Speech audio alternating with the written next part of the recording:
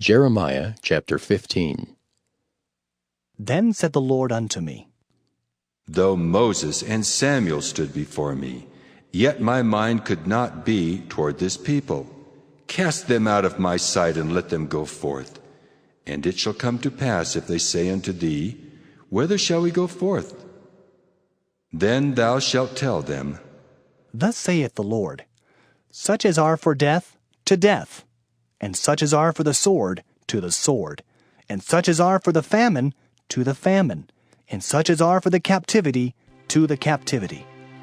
And I will appoint over them 4 kinds, saith the Lord, the sword to slay, and the dogs to tear, and the fowls of the heaven and the beasts of the earth to devour and destroy. And I will cause them to be removed into all kingdoms of the earth, because of Manasseh the son of Hezekiah king of Judah, for that which he did in Jerusalem. For who shall have pity upon thee, O Jerusalem? Or who shall bemoan thee? Or who shall go aside to ask how thou doest? Thou hast forsaken me, saith the Lord. Thou art gone backward. Therefore will I stretch out my hand against thee and destroy thee. I am weary with repenting. And I will fan them with a fan in the gates of the land. I will bereave them of children. I will destroy my people, since they return not from their ways. Their widows are increased to me above the sand of the seas. I have brought upon them against the mother of the young men a spoiler at noonday. I have caused him to fall upon it suddenly, and terrors upon the city. She that hath borne 7 languisheth. She hath given up the ghost. Her son is gone down while it was yet day. She hath been ashamed and confounded, and the residue of them will I deliver to the sword before their enemies, saith the Lord. Woe is me, my mother, that thou hast borne me, a man of strife, and a man of contention to the whole earth. I have neither lent on usury, nor men have lent to me on usury, yet every one of them doth curse me. The Lord said, Verily it shall be well with thy remnant. Verily I will cause the enemy to entreat thee well in the time of evil and in the time of affliction. Shall iron break the northern iron and the steel?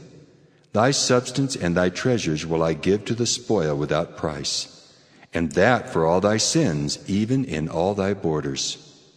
And I will make thee to pass with thine enemies into a land which thou knowest not, for a fire is kindled in mine anger, which shall burn upon you. O Lord, thou knowest.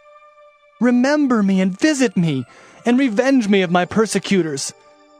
Take me not away in thy long-suffering. Know that for thy sake I have suffered rebuke. Thy words were found, and I did eat them. And thy word was unto me the joy and rejoicing of mine heart, for I am called by thy name, O Lord God of hosts. I sat not in the assembly of the mockers, nor rejoiced. I sat alone because of thy hand, for thou hast filled me with indignation. Why is my pain perpetual, and my wound incurable, which refuseth to be healed?